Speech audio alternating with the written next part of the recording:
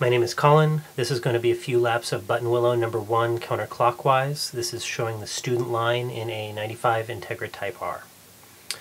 So let's get started. This is coming off of Sunrise onto the front straight. What I'm going to do is slow down the film for each one of the corners so I can give a better idea of what's actually going on. So as we come into Sunset, we're going to start braking on the left-hand side. You'll notice the berm coming up here. You want to do all your braking in a straight line, but you don't want to do your braking with any of your left wheels on the berm. You want to stay off of the berm, otherwise it'll mess up your braking. This is a pretty standard 90-degree right-hand turn. You come in for the apex. You can put the right wheels really anywhere on that berm. It's not too bad. And just make sure to bring the car all the way out to the left-hand side. A lot of people will keep it tucked in a few feet off of the edge, but you really want to go all the way out. You'll notice you're unwinding the steering wheel as you come out of the turn evenly. Now coming down through the S's, these actually tighten up. Otherwise, if you're going the clockwise direction, they open. This way they actually close. The biggest thing is you want to keep your tires off of these berms. These are very high berms, and if you run over them, it's going to upset the car dramatically, especially at high speed. So you want to make this as much of a straightaway as possible. You want to turn the steering wheel the smallest amount necessary for these turns. Except for this last berm on the right-hand side, it is absolutely flat and you can run that sucker right over. Coming down to the bottom here, you can stick on the inside, just float all the way out to the outside. This is the Star Mazda turn. And then you're going to want to turn at the very, very, very end of this berm coming up on the right-hand side. The very end you'll turn in. This is a very sharp left. You can run over that inside berm with your left tires. That's not a problem. Just make sure that once you've turned in enough that you immediately start unwinding the steering wheel and getting back on the gas. A lot of people get on the gas too late or don't unwind the steering wheel. You want to be all the way out to the right side, and you can run over that berm on the outside. Now once you've made it all the way out to the right-hand side, you want to immediately transition the car back over to the left-hand side of the track. When you're coming up to Phil Hill / Magic Mountain on this turn here, it doesn't really matter where you are on the turn. You can be mid-track, you can be a bit further out. You just want to make sure you're all the way out on the left-hand side. Coming over Magic Mountain, get all your braking done in a straight line. There's a bit of a bump here. You will immediately transition left and get back on the gas. The apex is actually blind. It's over the top of the hill, but you just have to believe that it's going to be there every time when you hit it. The car will start to float all the way out to the outside. People get scared here because they think it's going to go flying off. It's not. You have to make sure to unwind the steering wheel. Do not fight it and get all the way out to the right-hand side. Otherwise, you're just keeping the car from being where it wants to be. Coming up to Riverside, make sure that you're on the right-hand side. This way, you can take it around mid-track. You can cut it into the inside a little bit. Just do not be on the outside. That's where all the marbles are.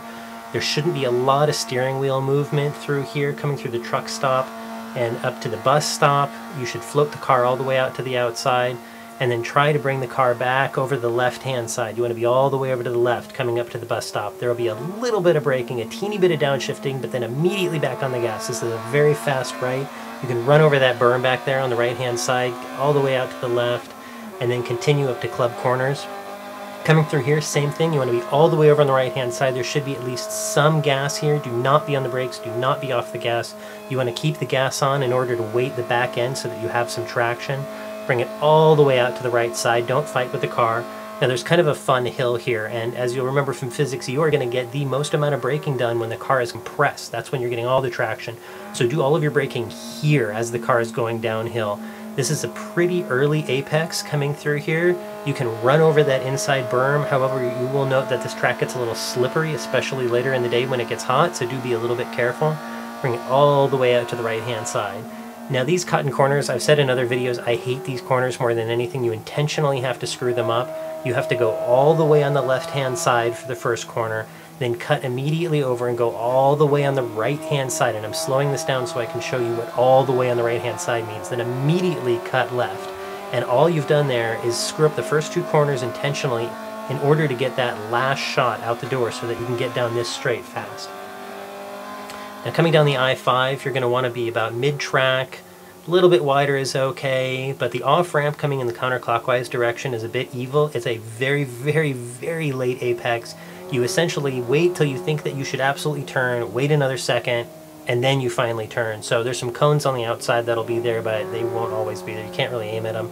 You just wait until the very last second to turn left. It's a little bit hard to describe in a video like this, but you'll see it when you get to the track. Once you've come out of this turn, you'll know if you've done it wrong because you'll be aiming off to the right into the dirt. And then if you are aiming off to the right in the dirt, you know you have to take it a little bit later next time. Coming up to Sunrise, you really don't have to brake a lot for this corner unless you're in a very high horsepower car. It's just a little bit of lift, maybe half, lift to 50% on the throttle, and then start squeezing it back. You'll notice that there's a cone here on the right. That's the apex for the other direction. Coming counterclockwise, you have a very, very late apex coming through here, especially in high horsepower rear-wheel drive cars. I think they named the inside wall here Honda Wall because the Hondas kept sliding off and then hitting the wall on the inside. So that was one full lap. Now we'll go full speed for the next lap and see how it goes. Coming up to Sunset, again, this is a 90-degree right-hand turn.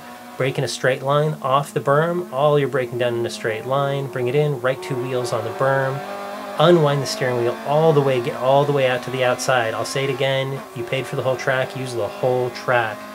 Coming up to the S's here, remember these get a little bit tight as you're going through, so don't feel bad about lifting coming through here, but just make sure to keep the car as straight as possible. Run over that right berm. Here it's inside or maybe about half mid-track, bring it all the way out to the outside. Brake, brake, brake in a straight line, turn in at the very end of that berm, run over the inside, unwind the steering wheel all the way out to the outside, all the way out. Can't stress that enough. Bring the car over back to the left. Again, this turn doesn't really matter where you are, but just keep it flat, absolutely flat. Any car should be flat. Flat, flat, flat. Brake, brake, brake, brake, brake, down to the berm. Bring it in, start giving it gas, full throttle, all the way out to the outside. Don't be scared, it's there every single time.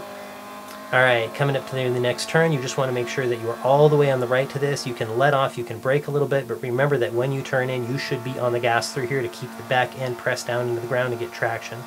You'll bring it all the way out to the outside and then bring it in. There really shouldn't be a lot of turning of the steering wheel. You should be able to do it without turning the steering wheel much at all. That berm you can run over all the way on the right. Coming through here, this is much the same as the last one. You bring it all the way over to the right. You can run over the berm on the inside, all the way out. Get all your braking done down this hill, early apex in left, run over that berm all the way out. These are the two corners I hate. Tuck it in all the way left, all the way right. You can do a little bit of braking through there, and then immediately flat through here. You want to make that the turn that you do correctly to get all the way out to the outside. Coming down the I-5 towards off-ramp. This is where you're going to be about mid-track. Do all your braking. It's a bit of trail braking because you are turning a little bit through here. Tuck it in very late apex. You'll know if you screwed up because you're off in the dirt right now on the right-hand side. And then Sunrise is going to be the last turn. A little bit off. Back on the gas. Very late apex. Full throttle. All that. Push you all the way out to the outside. And that is 2 laps of Buttonwillow Raceway number 1. Counterclockwise. If you have any questions, go ahead and please email me at colin.lucas@gmail.com. Thank you very much.